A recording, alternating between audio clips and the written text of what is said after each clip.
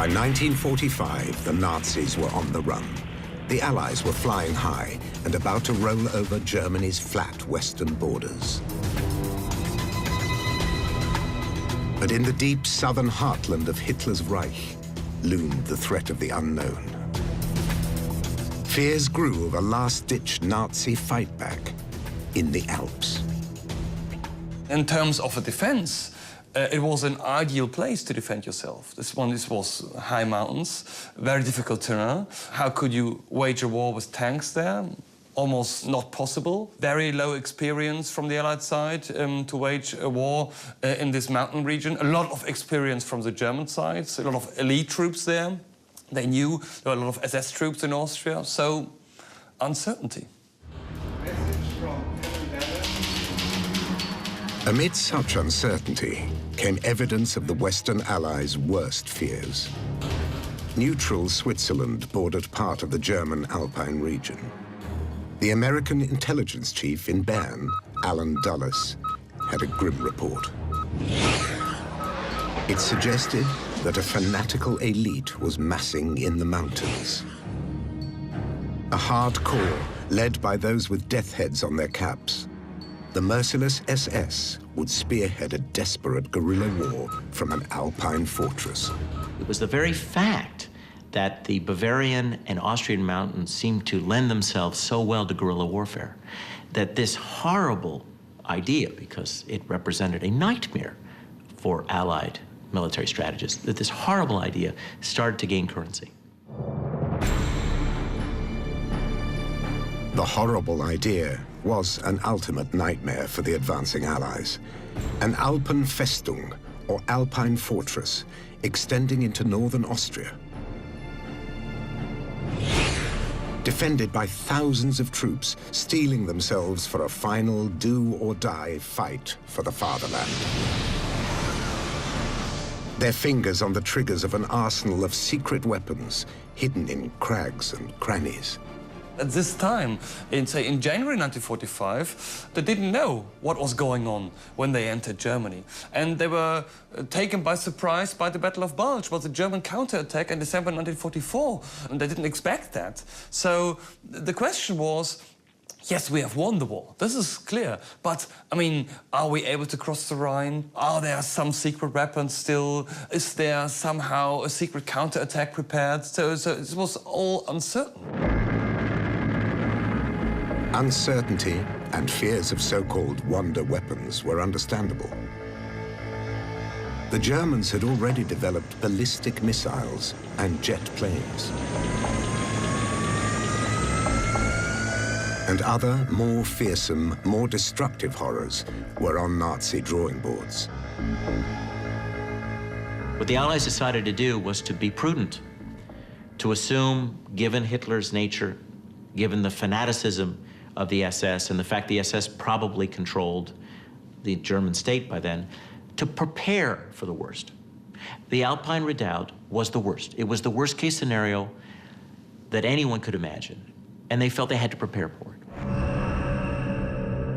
Some tunnels and bunkers had already been excavated in existing salt mines. Even today, the crumbling remains of the would-be Alpine fortress are well hidden. One tunnel complex near the Austrian city of Salzburg was to be the command center of the Nazi Alpine fortress. Such tunnels were also used to build planes and rockets, as Allied bombing reduced conventional German factories to rubble. This is where, according to the plans for the Alpine fortress, the high command of the SS would have been situated, led by Himmler. Himmler's documents in Berlin were already packaged and addressed. The complex extends over 6,000 square meters, and the plan was for 22,000 square meters. As well as bunkers below, the Germans seemed to be amassing manpower above. Senior Nazis gathered in the Alps. SS Chief Heinrich Himmler's deputy, Ernst Kaltenbrunner, moved back to his native Austria, to a villa above the spa town of Altausee. Himmler named him commander-in-chief of all forces in southern Europe. He would coordinate the Nazi fightback from a region he knew well. He was somehow in charge of the secret police and the political police, so he was quite a very important figure in the SS world. Another influential Austrian SS man was lurking in the Alps. The presence of SS commando leader Lieutenant Colonel Otto Skorzeny was yet more evidence of an Alpine fortress. Otto Skorzeny was Austrian by birth and was a weird figure with almost no military training, but he was very clever to establish himself in the SS world. At this time of the war, in April 1945, he was in command of what we call the Special Forces, the SS Special Forces, the command units.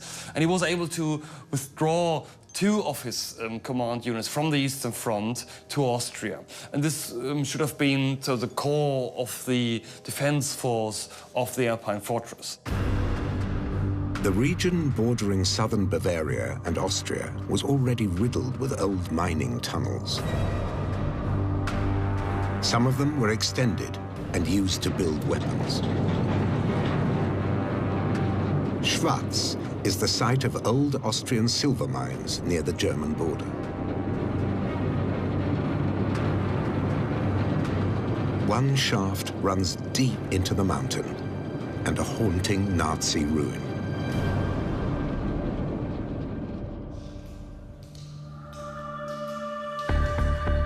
The dank, dark subterranean world is usually off-limits to visitors.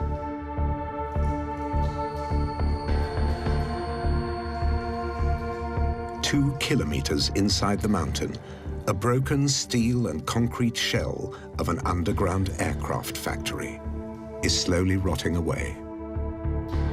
Bits of rusting metal lie scattered across the stony floors.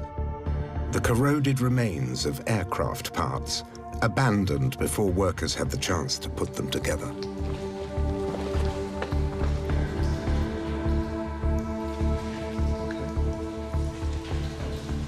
The whole complex is in entirely the same state as it was when it was left, following the detonation at the time. And the workers had only just left the complex. Everything is still standing on mounting racks. It really is unbelievable.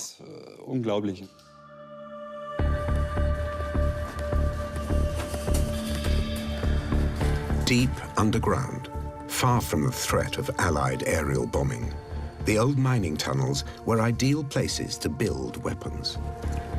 Including a new generation of planes die-hard Nazis hoped would repel the Allies rampaging into the Reich. These are the remains of one of the first jet fighters in the world, the Messerschmitt 262. Almost 1,500 were built, but only a few hundred flew in combat.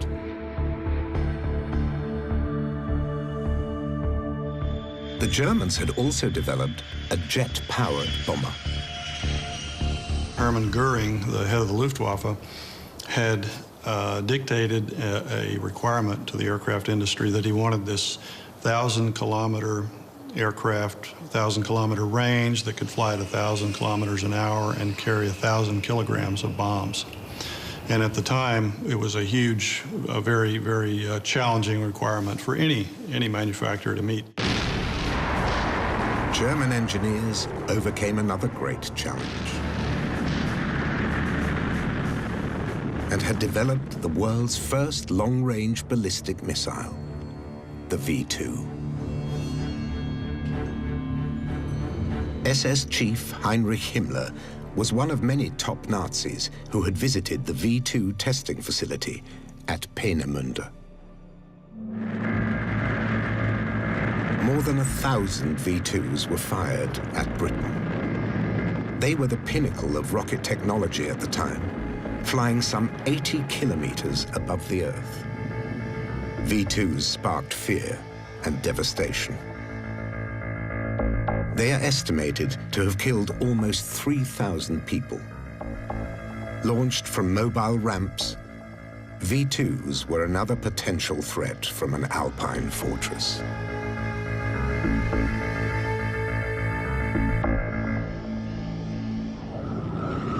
And there was another, even greater horror emerging from Nazi drawing boards. A longer-range version of the V2, dubbed the America rocket. Such horrors were the brainchild of Nazi engineers like Werner von Braun.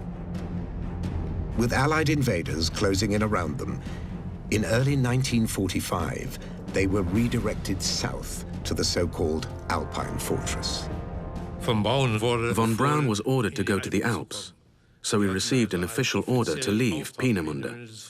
So we didn't flee, but it was requested that we go to the Alpine fortress in the south of Germany. The original plan was, which we had never believed, to continue building V2s down there. The Nazi Germans may have had a technological advantage, but they were vastly outnumbered by conventional planes, tanks, and troops. German airfields and factories were overrun. In central Germany, the advancing Allies found the remains of another wonder weapon. A menacing bat-like jet fighter bomber, partially made of wood. Looked sexy and looked efficient and fast and menacing. It was a unique configuration and a unique shape, advanced technology, jet-powered interceptor, faster than anything the Allies could field. The Horten H-9 was also covered in carbon and plywood, making it more difficult to detect by radar. It was perhaps the world's first stealth-type aircraft. The Horten brothers hoped their plane would eventually carry a 1-ton bomb. If the Horten 9 could have been put into production, perhaps even fitted it with rockets, which unguided rockets that they could use used against the bombers, I think all these things are quite possible. And fielded in significant numbers, it would have been certainly faster than the Allied piston-driven airplanes, and it could have had a significant impact on the air war.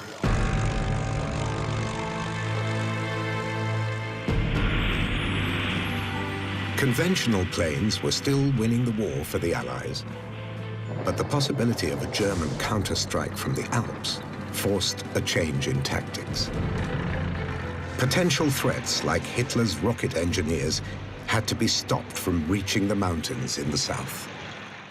General Eisenhower, because of his fear of a final Nazi campaign in the mountains of southern Bavaria and Austria, decides to cut Germany in half to prevent troops, Wehrmacht and SS troops from the northern part of Germany to go south to Bavaria and Austria.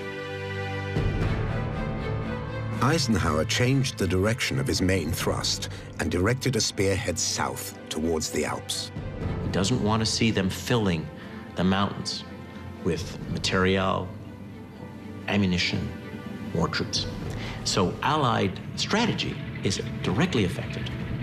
How long would it take to defeat 300,000 Nazis armed to the teeth in the mountains? No one knew.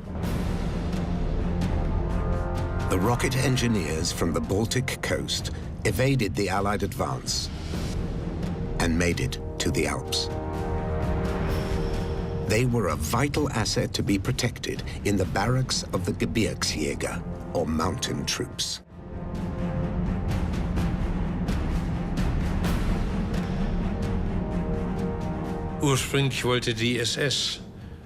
Originally, the SS had planned that we all moved into the barracks.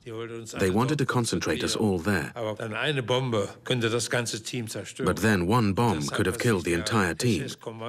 So this convinced the SS commander that we should disperse across the country. Rocket engineers were not the only assets moved to the relative safety of the Alps. The Reichsbank in Berlin was badly bombed. Gold, cash, and other reserves were no longer safe in the capital. Hundreds of millions of dollars worth of government and private treasure was shipped south. I believe that this is the only time in history that so much treasure has been consolidated together. A treasure of such incalculable value has been concentrated in one area at one time. Most of the Reichsbank gold dumped in a mine was recovered by the Allies. A small percentage remained unaccounted for. There are still Nazi relics in the tunnels, mines, and alpine lakes around Germany's southern borders. Some believe that fabled Nazi treasure still lies hidden in the region where Hitler's die-hard disciples planned to raise an alpine fortress.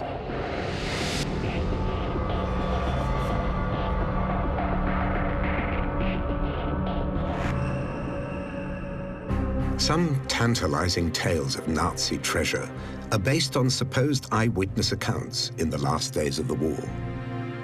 But not all can be dismissed as fanciful. A mule train spotted traveling up an alpine mountain one night attracted attention. So some locals, who had relatively little to do with the confusion of the war, realized something was going on, including my mother. She was a young girl then, and after doing the chores in the stables one evening, she saw a column of mules making its way up the mountain path. One special thing she always mentioned was that there was a white mule among them.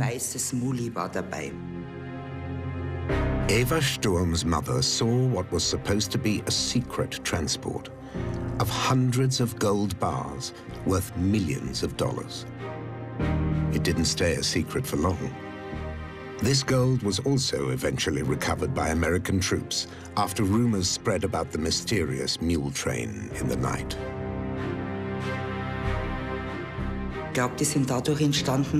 I think the rumors started because there were a few forest workers who saw these bags. So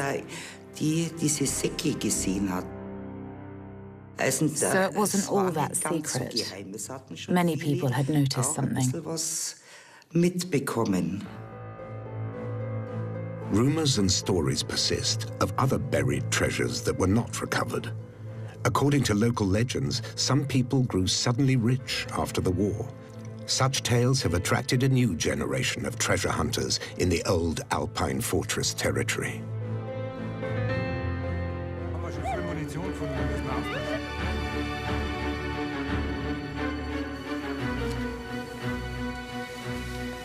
Oh, yeah. Oh, there's something here. We're at the end of our expertise here. We need someone to help us. A bomb disposal team confirmed that they were right to be cautious.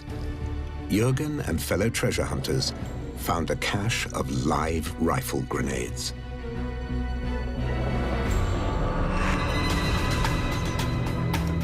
The Nazi gold trail extends further east to the picture postcard lakes and mountains of the Salzkammergut near Salzburg in Austria. This was also to be part of the Alpenfestung. It's another place where stories of hidden treasure proliferate. There were also treasure caches which came from the SS and the Foreign Office. Everybody had evacuated their individual treasures, as you might say, down to this area. As well as gold, priceless artworks taken from private collectors, churches, and museums were sent south. Hitler had intended to display art acquired by his agents in a special museum in his Austrian birth town of Linz. But as defeat loomed, the treasures were sent to salt mines for safekeeping.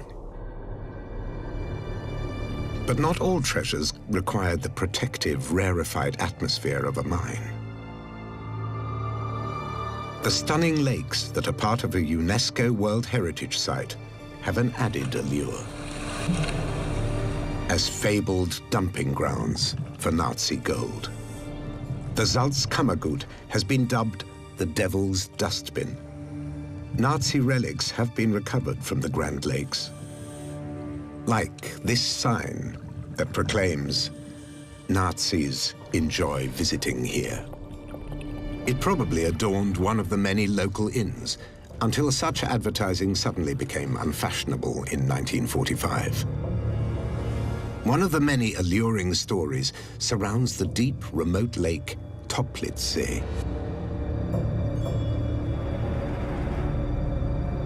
A local farmer is said to have been summoned in the dead of night to help SS men dump truckloads of heavy boxes into the lake, packed with gold and secret Nazi files.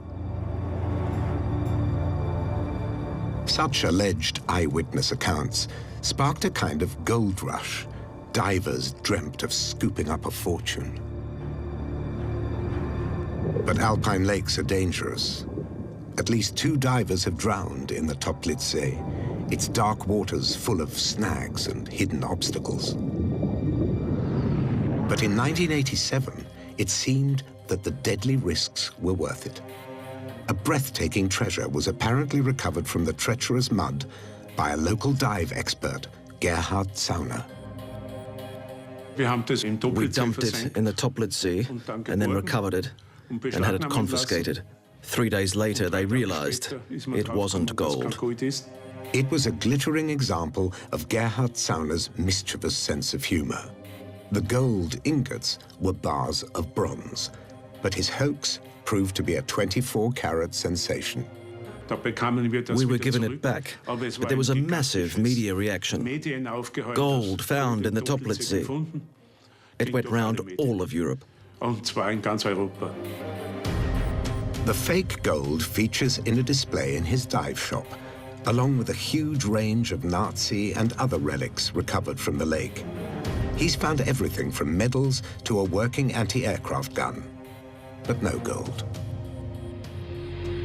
And yet, another kind of treasure has been found in the Toplitzsee.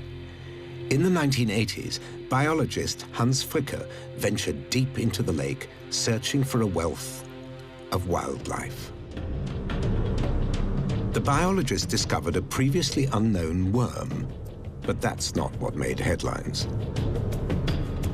The lake yielded an intriguing wartime secret: bundles of British pound notes, perfectly preserved in the oxygen-deprived mud and water at the bottom. It was the second time that British banknotes were found in the Toplitzsee. I knew that the Austrians had apparently cleared out the lake as part of the recovery of a German diver in 1963. So I was amazed that we still found these huge amounts of money down there. Perhaps that's what was in the boxes a local farmer claimed to have seen when he allegedly helped the SS dump them in the lake. A printing press had also been recovered, relics of Nazi attempts at economic sabotage. They were targeting the British economy system, the British money system. So the whole idea behind that forged banknotes was to cause inflation in Britain.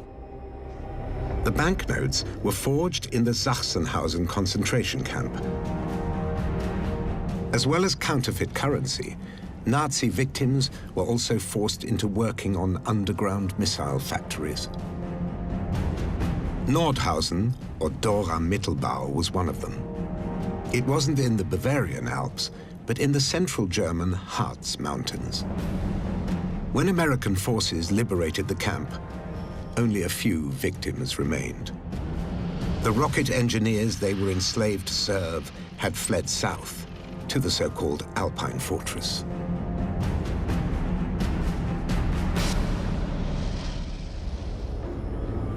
In the Alpine underworld, like this tunnel near Salzburg, the Nazis continued to work their victims to death.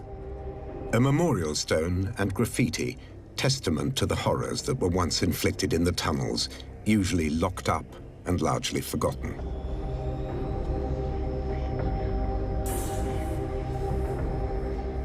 Polish, Italian, and French prisoners from the nearby Mauthausen concentration camp were among those forced into slavery.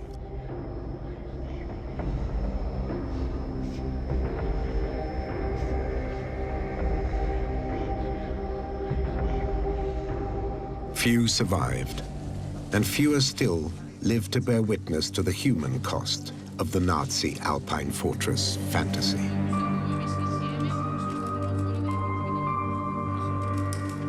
Some returned to commemorate fellow victims of Mauthausen.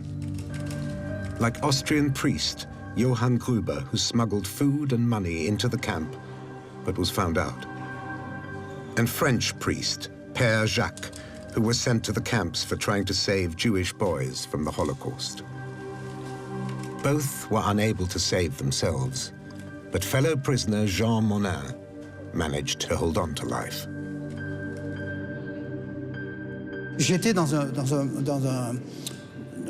I was already in the barracks for the dying. I thought it was all over for me. But friends took me into the central camp and hid me there for 14 days. Then we were liberated. I weighed 38 kilos then.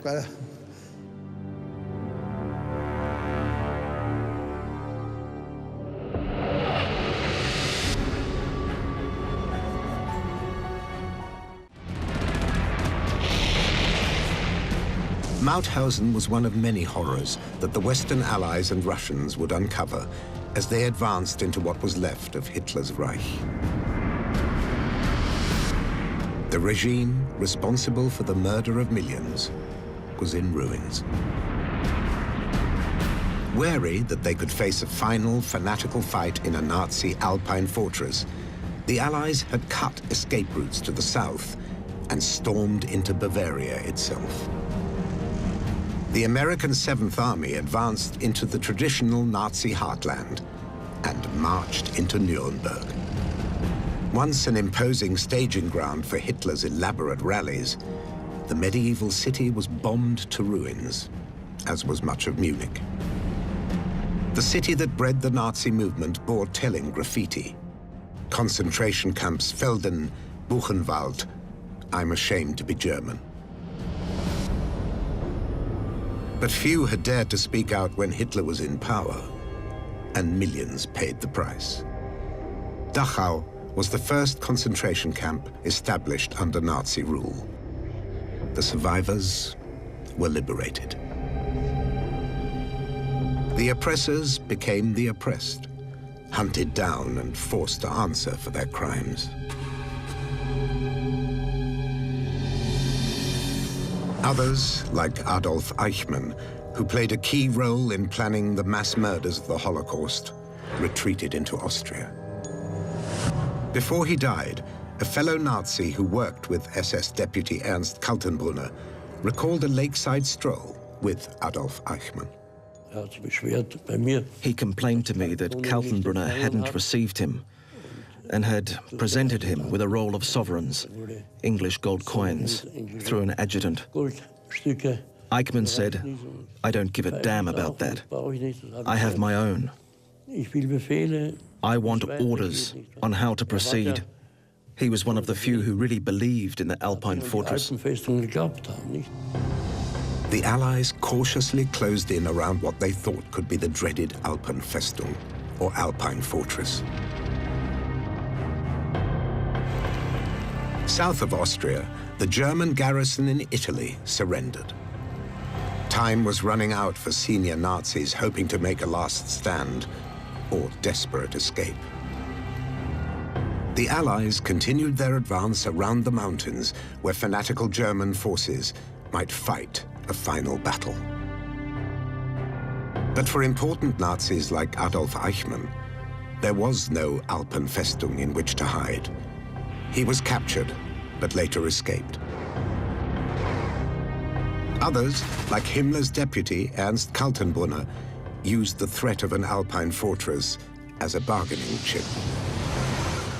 Ernst Kaltenbrunner realized, well, the war is over, and how can I rescue myself? But then he said, well, there is an Alpine fortress, and there is a danger of a last battle. And he knew that the Americans, the British, were keen to end the war as soon as possible. So he must build up the danger of a last battle and then to offer something to say, well, we can avoid that. We can avoid that. And if you're going to rescue me and if I'm safe, then I will do everything possible to avoid that last battle. Kaltenbrunner was one of many Nazi war criminals who thought they could negotiate and get away with murder. Karl Wolff had participated in the deportation of the Jews of Italy to Auschwitz. He had to sell something to save himself. And so what he offered was the key to unlocking the Alpine fortress. Once they got into the Alps, the Allies realized there was no fortress, no fanatics wielding wonder weapons in a last-ditch fight. The problem is, if you want to have a fortress, you must build a fortress. You must have time to build fortifications, barbed wire trenches, bunkers, shelters, whatever. It was far too late. So even if we ask the question, what happens if, there was absolutely no chance for them to have more than just a last battle of 1 or 2 days. For some senior Nazis, the Alpine fortress was a ruse that bought them time to escape justice. A group of SS men who should have gotten to know the hangman retired and lived out their days. That was the basic effect of the negotiation. These SS men who offered something they couldn't give managed to escape justice. Other prominent Germans were also keen to talk to the Western Allies. Rocket engineers like Werner von Braun developed the V-2 missiles that killed many thousands of innocent civilians. Yet they were given new lives in the United States to continue their work. I don't think it was a big problem for him. It certainly wasn't a big problem for me.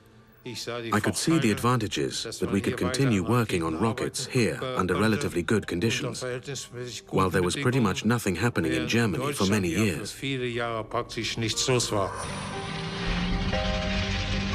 The Germans had run out of manpower, materials, and perhaps the will to mount any kind of meaningful resistance in the Alps.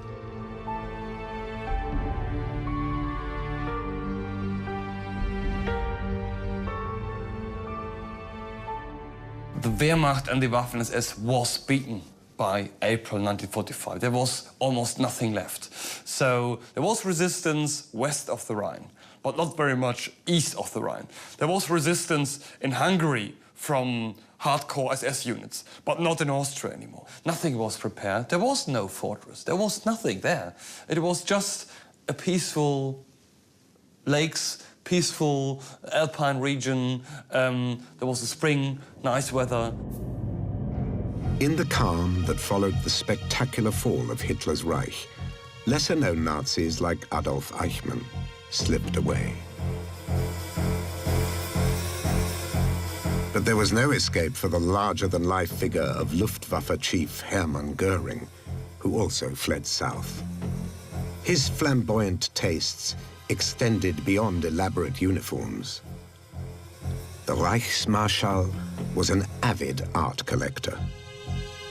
But the art treasures of senior Nazis like Göring and Albert Speer came from dubious sources. Ironically, some Nazi art ended up hidden in Austria, where it had originated, taken from Jewish owners after the Nazi annexation in 1938. They set up an organized system of expropriation called Aryanization, by which they registered the property, the assets of Jews in Austria, and then systematically stripped them of their wealth. Now, the art collections were part of that asset stripping process, and German art dealers moved in and removed systematically, metaphorically speaking, at gunpoint, the art collections of Jewish art dealers and art collectors. Thousands of artworks destined for Hitler's Führermuseum were recovered from an Austrian salt mine. Himmler's deputy, Ernst Kaltenbrunner, was also extracted from his Alpine hideout. He was tried for war crimes and hanged in October 1946. According to some accounts, a large quantity of gold was found hidden in his Alpine villa. SS commando leader Otto Skorzeny was also captured. He's also said to have had a hoard of Nazi gold.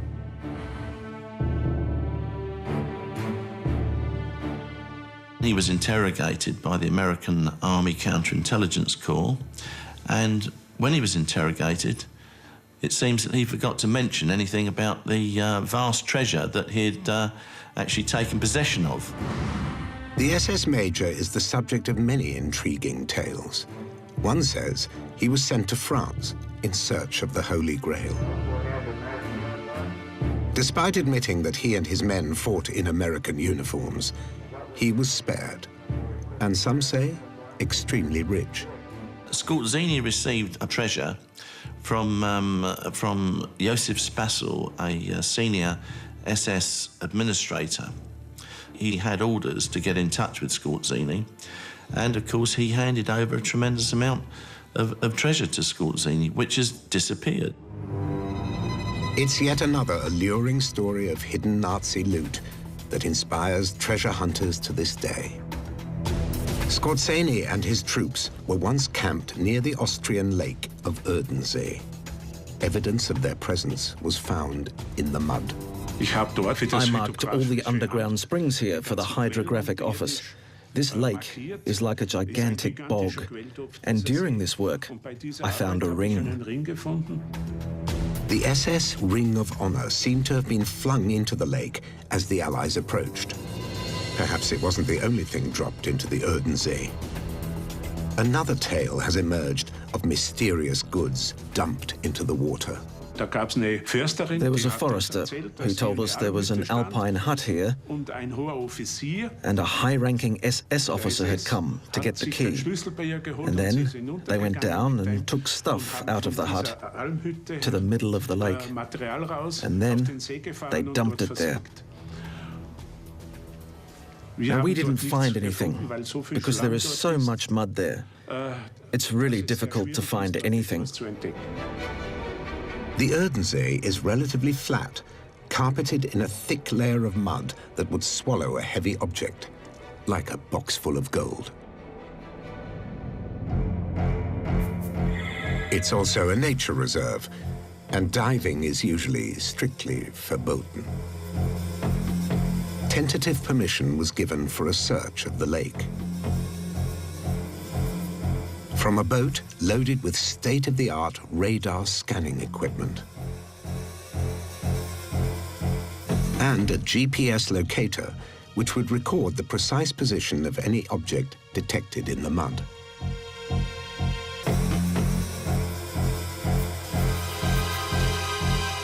A radar map of the lake floor revealed a box-like shape in the mud. Was this Otto Skorzeny's gold? Austrian forestry officials were unimpressed and forbade any diving. At least one historian is also highly skeptical. This is all a myth, and this is all driven by this perception of Indiana Jones. This is a good story for a Hollywood film, definitely, but has nothing at all to do with history. We know that they sometimes try to hide the gold, but this was recovered quite quickly. But legends like that of Skorzeny's loot won't die.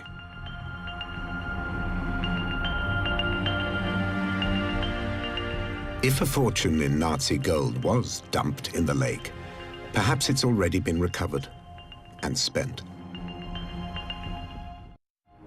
After the war, SS commando leader Otto Skorzeny left his native Austria for good, to enjoy an apparently wealthy life.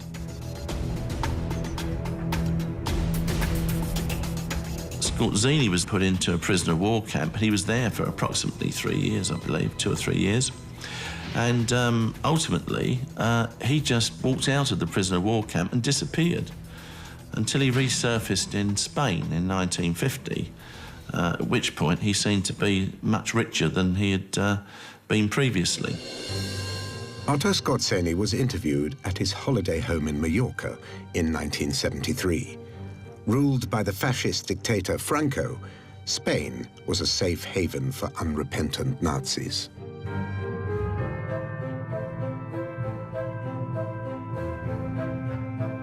It is every soldier's duty to lengthen the war, to hold out as long as he has the order to do so.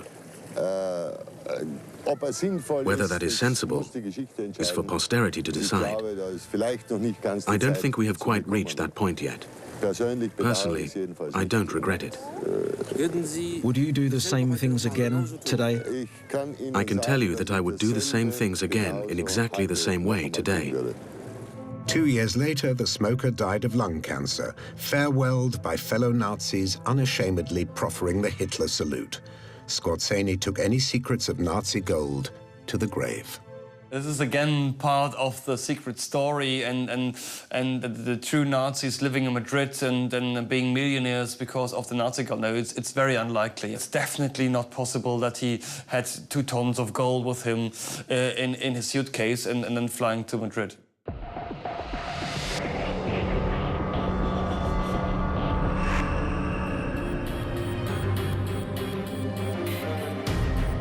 Back around the German alpine town of Garmisch, the hunt for fabled Nazi gold goes on.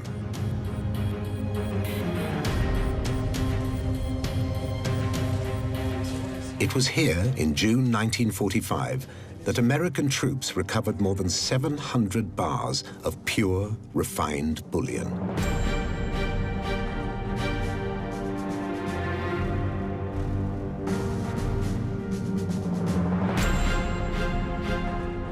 The hoard was worth hundreds of millions of dollars.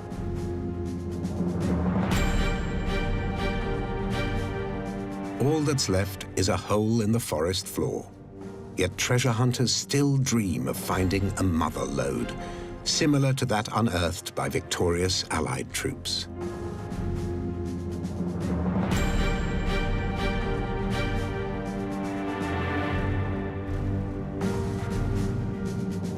The riches that were recovered were transferred to a special Allied commission.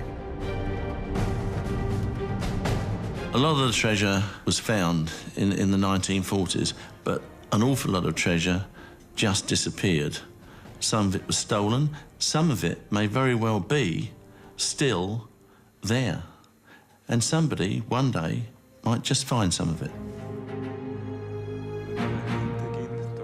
It's a prospect that continues to tantalize treasure hunters in the hills and lakes of the Alpine region, once thought to form an Alpine fortress. But the Alpenfestung was a myth. There was no fortress and no heroic last stand in the mountains of Germany and Austria.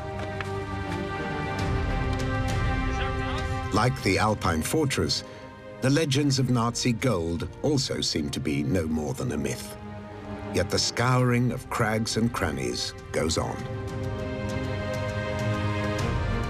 German and Austrian lakes have produced a variety of Nazi relics. Tons of wartime detritus have been recovered from the deep waters of the Toplitzsee. Bombs, mines, and rockets, but no boxes of gold. You don't put a gold treasure into a deep lake because it's just impossible to recover that thing. So it's very unlikely, very, very unlikely that in some deep Austrian lakes they're still waiting something for us.